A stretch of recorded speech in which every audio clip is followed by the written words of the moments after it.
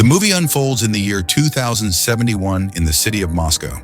The surroundings depict how the planet Earth has greatly suffered from the intergalactic war fueled by Cherno, an evil scientist who dreams of conquering the entire universe. He is regarded as the most dangerous prisoner, turning his experiments as weapons that threaten lives. 20 years after the war, the humans, also known as Earthlings, still face hardships and struggle to sustain their basic needs.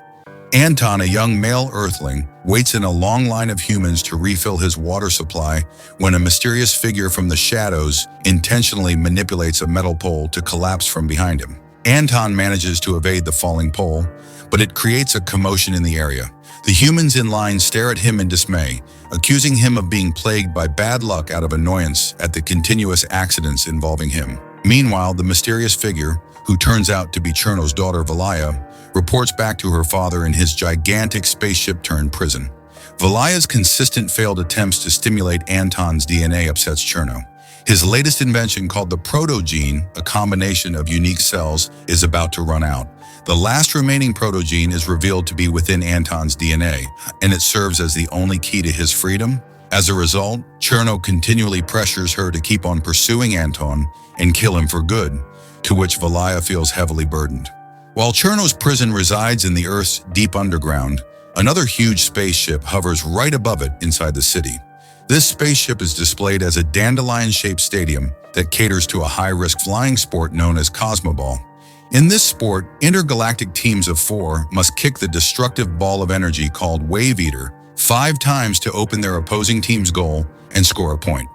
3 gifted humans, Fan, Natasha, and Pele, make up the Team Earthlings, in which they all skillfully strike their opponent's goal, open amidst being outnumbered. The game is broadcasted everywhere above the skies of the Earth in big holographic screens, serving as the humans' greatest source of entertainment.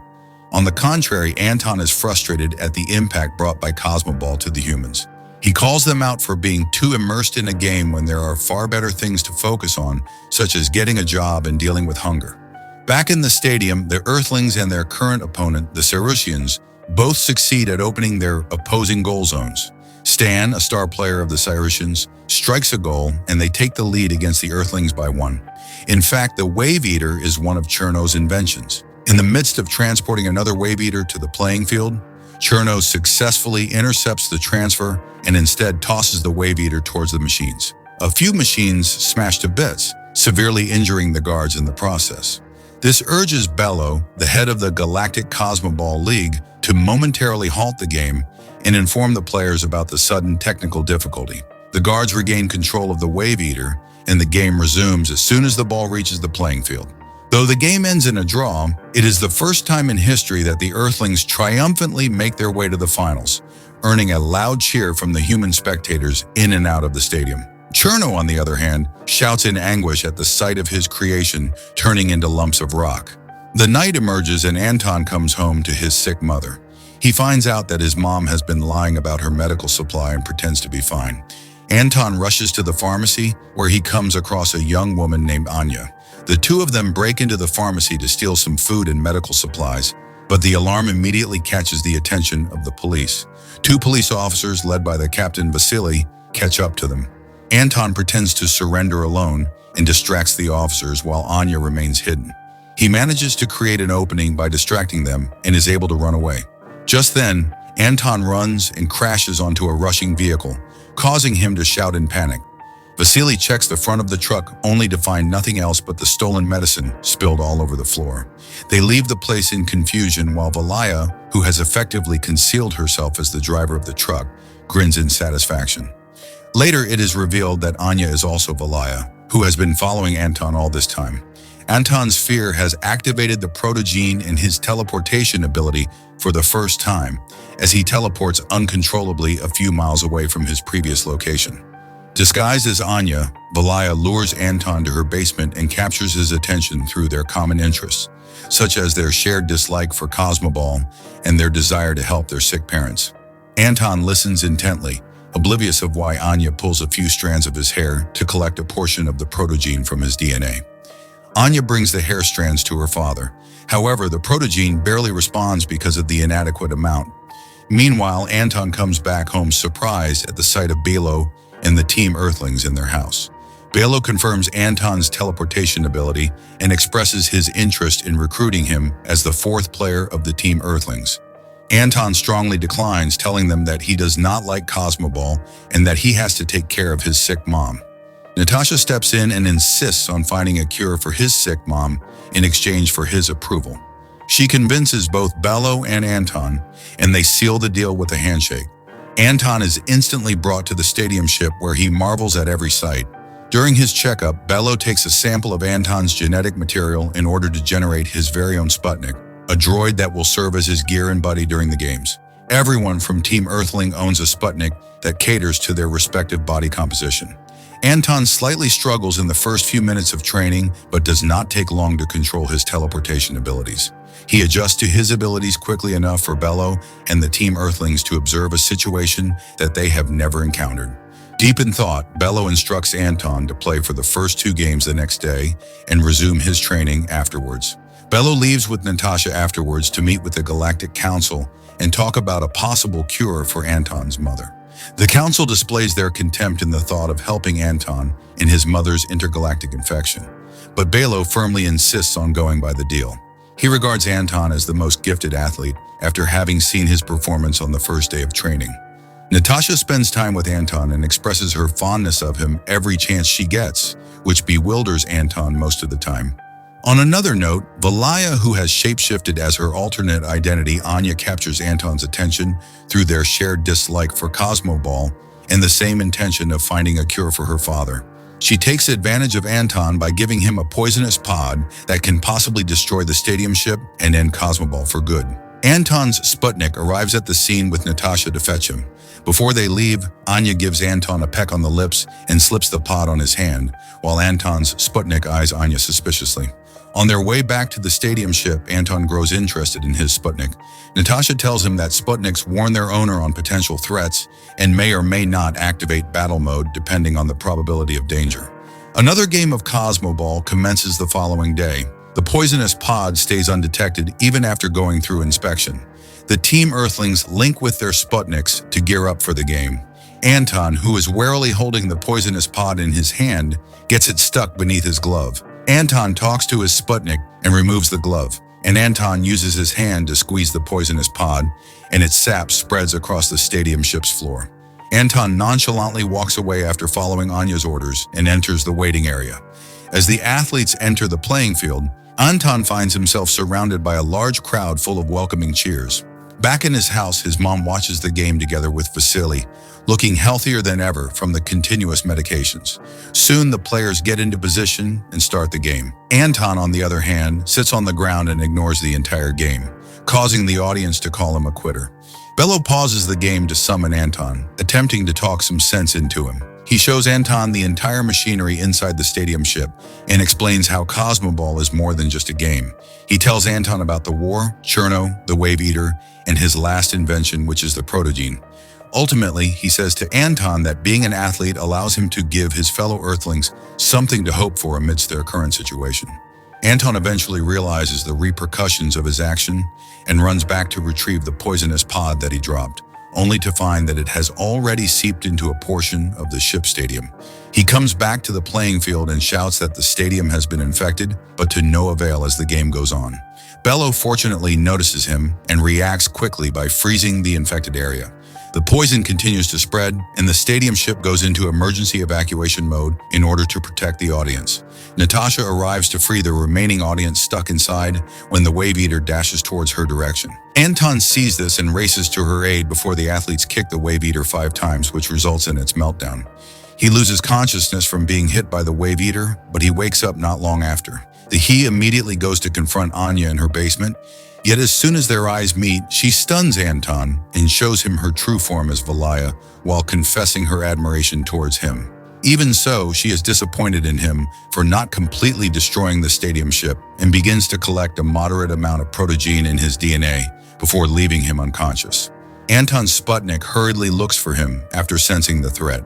Finding him lying unconscious, his Sputnik connects with him and ends up exhausting itself to heal Anton's injury. At the same time, Cherno acquires the protogene from Valaya and begins his escape plan. Through the protogene, Cherno summons another one of his creations, a gigantic puppy-like creature. He links himself with the creature to gain full control and uses it as a spaceship. The proto-gene in his possession also grants him the ability to teleport his way out. After a while, Anton wakes up and sees Natasha and Bello beside him. Somewhere inside the same basement, Bello hears Cherno calling his name. Cherno addresses Bello as his creator and invites him to join forces with him. Natasha becomes confused upon hearing this. She questions him up front, but Bello shrugs her off. Along with the Cerusians and Amazonians, they all gather outside and briefly encounter Cherno as he successfully escapes and teleports out of planet Earth. Meanwhile, the athletes stay on guard throughout the city while Bello informs the Galactic Council. He also reveals the closely guarded secret about Cosmoball to everyone. They learn that Cosmoball is not a game, but a war, and that the stadium ship is built to prevent the destruction of the planet. Back in his home, Anton's mom comes to tell him that the athletes are leaving for the war against Cherno. But Anton lies down weary and disheartened from the events around him while holding his Sputnik in his embrace. His mom turns to comfort him, saying that on planet Earth people make mistakes all the time, but there are strong people who try to fix the mistakes they've made. Simultaneously, Bello holds another meeting with the Galactic Council about their plan of action when Natasha suddenly enters. Natasha is still bugged by what she heard. She persistently asks Bello why Cherno addressed him as his creator. Bello is left with no choice but to explain to her that Cherno is his greatest failure as a fellow scientist.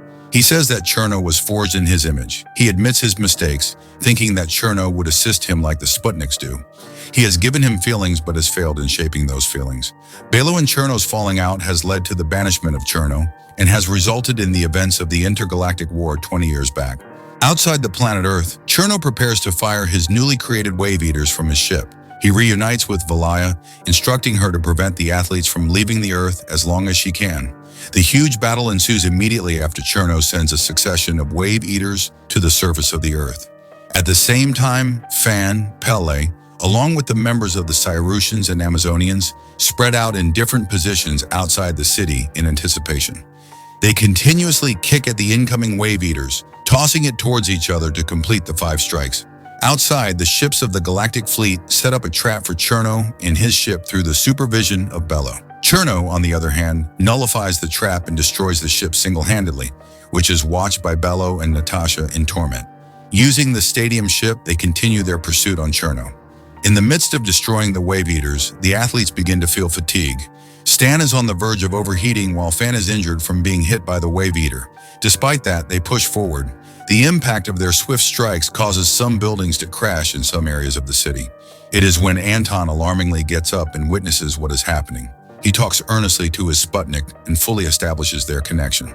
Anton later calls his Sputnik's name Mowgli, which finally awakens it. Anton heads out to assist Fan and Pele. He brings injured Fan to safety with the help of their fellow Earthlings. The residents of the city of Moscow find shelter against the falling debris, including Anton's mom and Vasily, who has developed a romantic relationship after hanging out together on several occasions. Up in the sky, 2 wave eaters in a row rush towards Anton's direction. He manages to strike the first one, but fails to notice the second one, which drags him towards the ground. He lands safely, but ends up in tattered clothes. His Sputnik, Mowgli, senses the situation and instantly comes to his aid.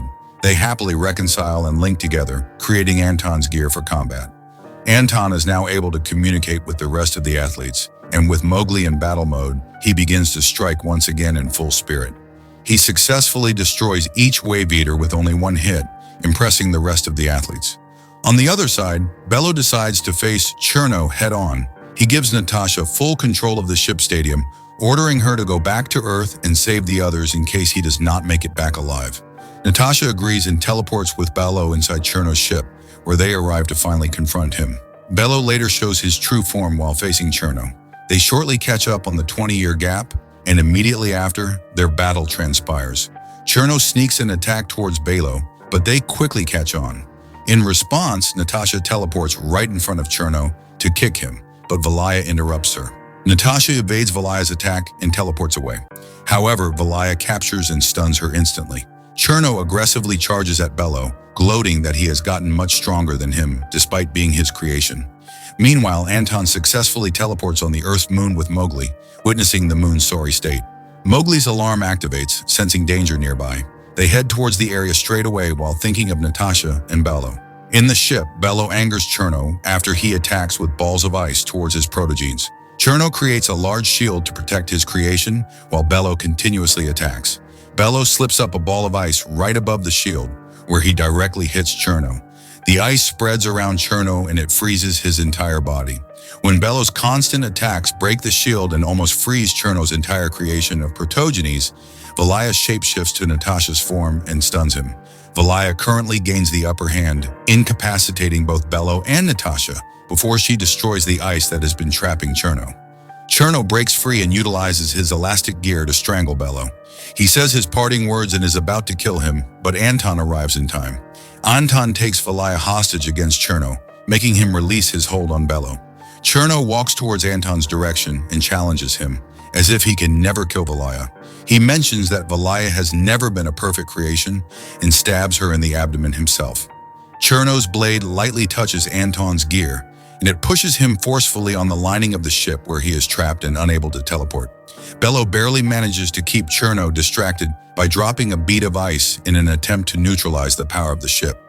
The evil Cherno proceeds to direct his makeshift spear towards Bello and kills him instantly.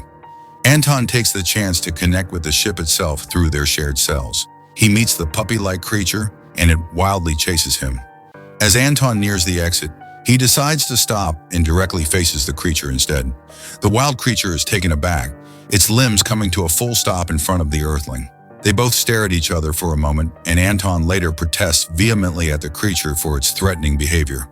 It roars at him in reply before it senses their connection. Pushing further, Anton calms the creature by lightly touching its head. Soon enough, he successfully establishes trust with the creature, enabling him to break free from the lining of the ship. Furthermore, the creature grows fond of Anton, which ultimately destroys its connection from Cherno.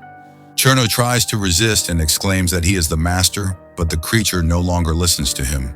He is mercilessly ejected out of the ship and tossed onto a massive ball of hot gas, where he melts to death. Natasha regains control of her body after being released from the trap. Anton teleports back to her, and together they return to Earth. On Earth, the citizens have grown tired of hiding. They become determined to survive and gather to fight for humanity. Through Vasily's lead, they go to position, ready to fight the Wave Eaters coming their way, when all suddenly stop and stay in place after Cherno's defeat. Claiming their victory, the residents of the city of Moscow cheer out loud. After some time, the city is brought to better shape under the leadership of Natasha. The energy from the remaining Wave Eaters has been harnessed to restore and improve the way of life on Earth. In her speech, she stresses that it is the time for Earthlings to live, not just survive.